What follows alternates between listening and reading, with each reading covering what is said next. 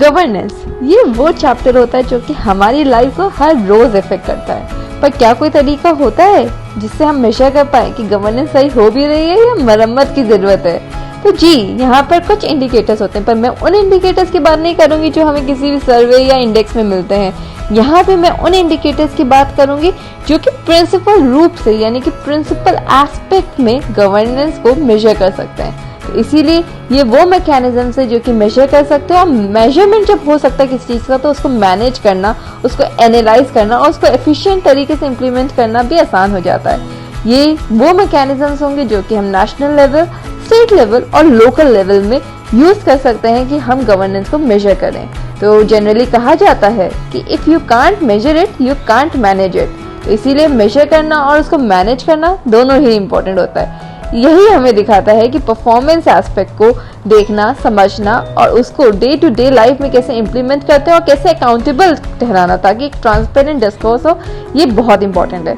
Performance measurement जो है वो एक बेस्ट इंडिकेटर होता है जो कि पब्लिक सेक्टर को अचीव करवा सकता है सस्टेनेबल डेवलपमेंट गोल्स। तो यहाँ पे एसडीजी से भी एक तरह से वो रिलेटेड हो जाता है, एनवायरमेंट से रिलेटेड होता है। यहाँ पे कॉस्ट को, डेडलाइंस को, टारगेट्स को, क्वालिटी कैसी है वर्क की, क्या सिटीजन सेटिस्फाई है, ये सारे मेजर्स पे, इस सारे पैरामीटर्स पे हम किसी भी चीज को अचीव कर सकते हैं if we have the right measures at hold.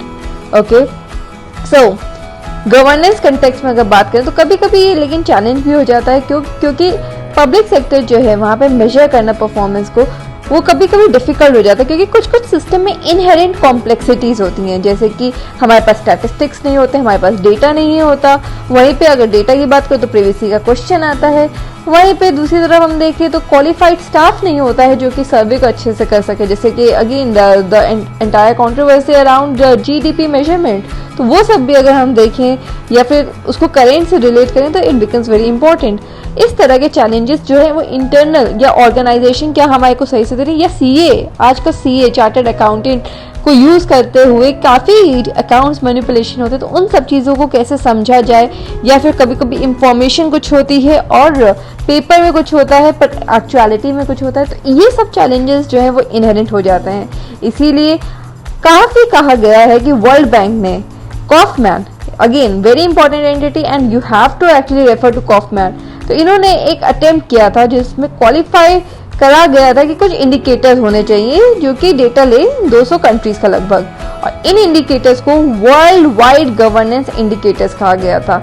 और इनको ये अगेन ये इंडिकेटर्स वो नहीं है जो हम नॉर्मली सर्वे में मिलते हैं, ये वो इंडिकेटर्स हैं जो कि प्रिंसिपल बात करते हैं। तो यहाँ पे कॉफमैन एनालिसिस के हिसाब से कुछ इंडिकेटर्स होते हैं, कुछ प्रिंसिपल्स होते हैं, जिसमें आ जाता है number 1 the idea of political stability. क्योंकि अगर पॉलिटिकल स्टेबिलिटी ही नहीं होगी तो कहीं ना कहीं फंक्शनिंग जो या पॉलिसी एनालिसिस होगा वो अच्छा नहीं हो पाएगा, क्योंकि सरकार गिरती रहेगी तो पॉलिसी चेंजेस आते रहेंगे। तो यहाँ पे अगेन इन सारे इंडिकेटर्स को मैं आगे आने वाले वीडियोस में डिटेल में करूंगी, क्योंकि इस पर थोड़ा थोड़ा हमें समझना जरूरी है, because these are the principles and the basis of governance का चैप्टर। इसके अलावा सेकेंड हो जाता है voice accountability. Third is the element of violence, कि एक स्टेट में वॉयलेंस ज्यादा तो नहीं है, जैसे अगर हम मणिपुर का ले लें तो वहां पे हमें एक एलिमेंट ऑफ वॉयलेंस करता है, तो कहीं ना कहीं गवर्नेंस में सैक्रिफाइस होता है। तो इसी तरह से करंट को भी हम अपडेट करेंगे। और अगर इंडिकेटर्स देखा जाए तो इफेक्टिवनेस, यानी कि एक एफिशिएंट और इफेक्टिव गवर्नमेंट सिस्टम है कि नहीं है। इसके अलावा रेगुलेटरी सिस्टम क्या है, रूल ऑफ लॉ है कि नहीं है, या फिर करप्शन में कमी आ रही है कि नहीं। तो ट्रांसपेरेंसी इंडेक्स, इन सब की बात भी हम लोग करेंगे। तो इसी तरह के वीडियोस को और मैं लेके आऊं, हमारी टीम लेके आए, तो please encourage us bye liking, sharing and subscribing. Thank you.